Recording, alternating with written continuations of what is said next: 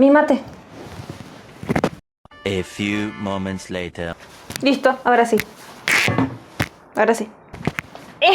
Vamos a hacer de cuenta que les estoy hablando directamente y no a una cámara, pero eso ya lo saben, ya sabemos cómo es el contexto y contexto de internet, así que hacemos de cuenta que están y que yo no estoy hablando sola. Antes que nada, muchísimas gracias por la buena onda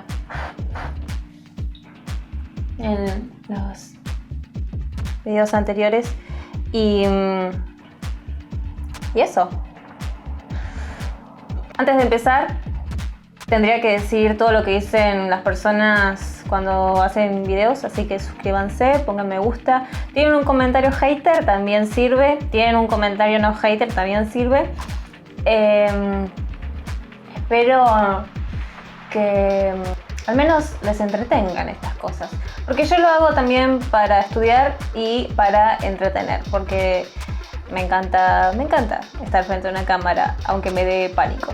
Hoy quiero hablar de Afganistán, la islamofobia y el complejo de Salvador Blanco que tiene Occidente, tenemos en Occidente. El 2020 y el 2021 fueron años turbulentos, pero además de una pandemia y una crisis climática, también tenemos los ataques racistas, xenófobos y de odio en el mundo. Y hace relativamente poco se dio la noticia de que Estados Unidos finalmente saca sus tropas de Afganistán, pero no se volvió a hablar más de esto. Y si bien eso puede ser normal, porque bueno, hasta que llegan acá las noticias y hasta que se da un tratamiento mediático correcto, pasan cosas en el medio, pero justamente lo que no hubo en muchos casos fue un tratamiento mediático correcto. Así que vamos a hablar de eso, la islamofobia y la obsesión de Occidente con salvar al resto del mundo. Para contextualizarnos, primero voy a decir de qué va este video. Va a estar dividido en 5 partes, en el que el primero voy a explicar más o menos el contexto de este año, luego cómo fue que se creó el régimen talibán, la islamofobia, Occidente como superhéroe y bueno, unas conclusiones finales. Todas las fuentes y todo el apoyo audiovisual y de entrevistas van a estar detallados o abajo en la casilla de descripción o en el mismo video, así que eso, vamos a intentar hacer tal vez bloques de 5 minutos cada uno. Esto es una clase más o menos. Creo que deberíamos hacer una distinción muy importante sobre qué es política,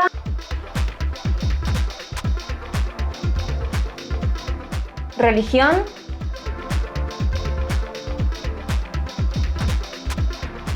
y cultura.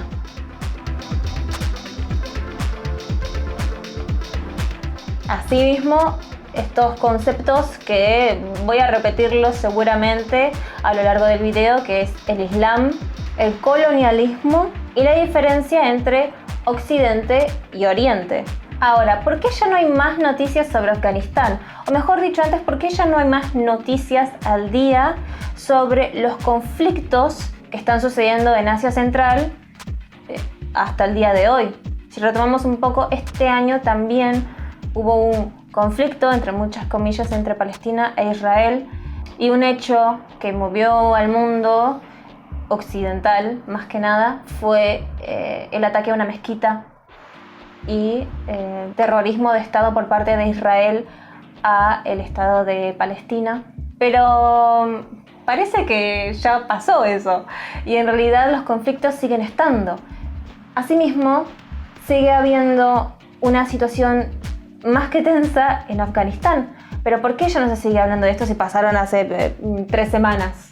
Bueno, obviamente tiene que ver con la noticiabilidad y qué importancia le dan los medios a las noticias y a los hechos. Afganistán es un país que se encuentra no solamente rodeado de países de Asia Central, sino también muy cerca de Rusia, de China, y que ha sido territorio de disputa de varias naciones Pero una pequeña línea del tiempo para comprender el contexto de Asia Central. En el contexto de la Guerra Fría entre la URSS y Estados Unidos, en el 79 ocurre en Irán la Revolución Islámica. La Ayatollah Khomeini impone una teocracia en contra de la monarquía iraní de ese momento para convertirse en un estado totalitario. Esto de vuelta en el contexto de la Guerra Fría. La Unión Soviética, que en ese momento conformaba países que están cerca de lo que es ahora Afganistán, temía que esta revolución religiosa se expandiese en el resto de los países que conforman el bloque y que limitaban con Irán. Al mismo tiempo, Afganistán en ese momento no estaba gobernado por un gobierno religioso, entonces decide invadirlo. Desde ese momento es que Afganistán está en un estado de guerra constante y no para hasta el día de hoy. En 1990 la URSS huye de Afganistán, ya que el pueblo afgano es un pueblo resistente y guerrero. Afganistán gana y lo hace gracias al apoyo militar y estratégico de los Estados Unidos, el enemigo de la URSS. Es más, guerrilleros de diferentes pueblos son entrenados por la CIA y estos guerrilleros se pasan a llamar mujahidines. A partir del 90, los mujahidines empiezan a disputarse entre ellos quiénes son los ganadores y quiénes se quedan con parte de esa victoria. Entonces, Afganistán tiene una guerra civil. Esta guerra civil sigue hasta el 94, en el que se consolida el movimiento talibán. Los talibanes eran afganos exiliados o excombatientes que vivían en la frontera con Pakistán. Y es allí en donde escuchan y se alimentan de discursos conservadores y ponen en práctica la idea de que los conflictos en Afganistán se deben resolver con un orden religioso y totalitario. Es por eso que, yendo de pueblo en pueblo, llevan a cabo la ley talibán y empiezan a ganar la aceptación de la gente al ver que se impone un tipo de orden y que calma de alguna manera los conflictos que tenían.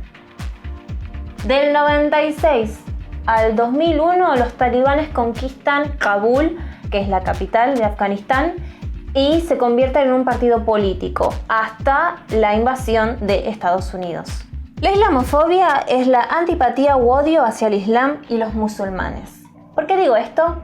Porque sin defender los actos cuestionables de un régimen como es el movimiento talibán, no podemos negar que se ha creado un enemigo y no es el movimiento talibán, sino al Islam. Y la parte importante que tienen y tenían los medios de comunicación en crear este nuevo enemigo, luego de no solamente los atentados a las Torres Gemelas, sino sabiendo que en el territorio tiene una gran accesibilidad al mercado de armas de Estados Unidos a los pueblos guerrilleros y el mercado con la amapola para generar una droga tan terrible como es la heroína. Voy a aclararlo de vuelta. No significa que los talibanes sean inocentes por sus actos y por los crímenes de lesa humanidad que llevan a cabo en nombre del orden,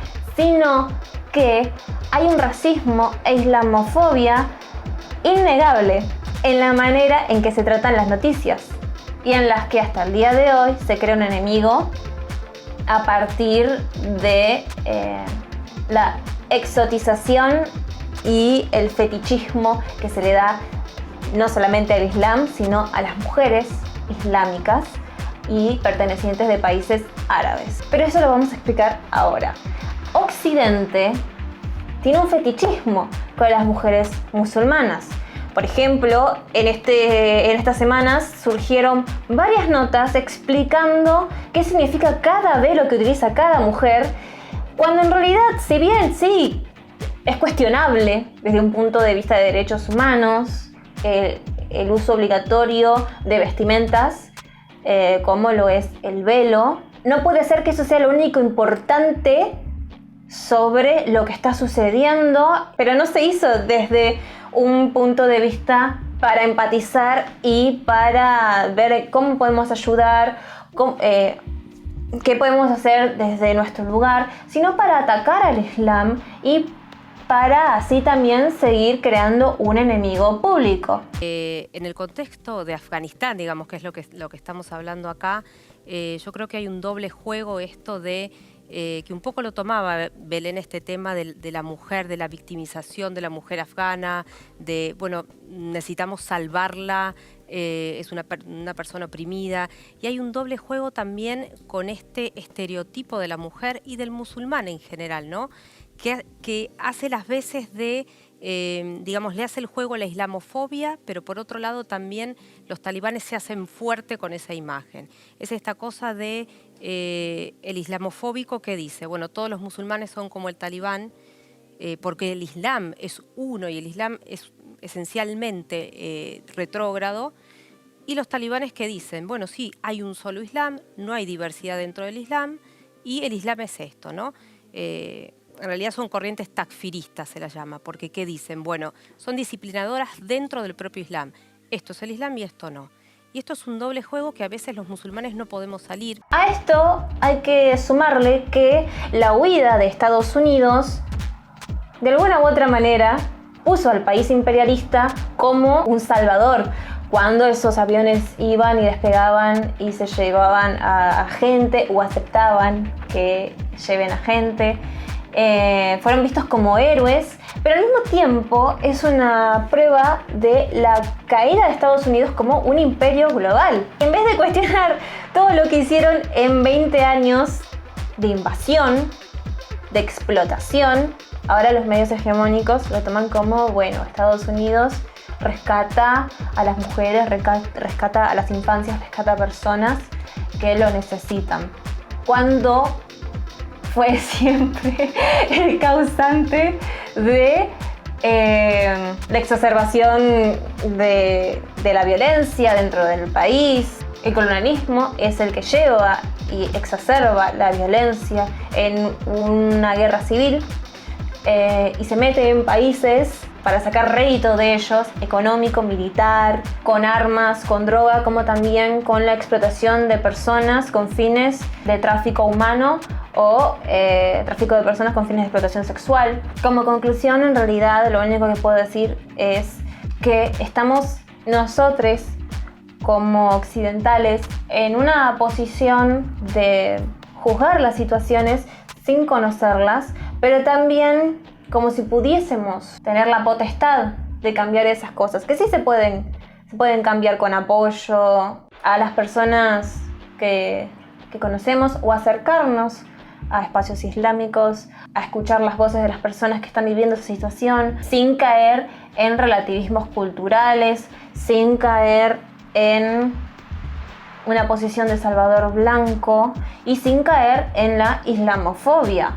La crítica que debe hacerse es hacia el colonialismo, también hacia los hechos deplorables como es el movimiento talibán, pero corrernos desde nuestra mirada occidentalizada y que no busca resolver un tema desde la empatía o desde la ayuda real en la que podemos dar. No tengo muchas más conclusiones ni reflexiones acerca de esto más que esto. Intentar hacer una crítica hacia el colonialismo y nuestra mirada occidentalizada, corriéndonos de la islamofobia y el relativismo cultural, dándole espacio y voces a las personas que están sufriendo estas situaciones de lesa humanidad, tanto por las situaciones de terrorismo de Estado dentro como fuera de sus países.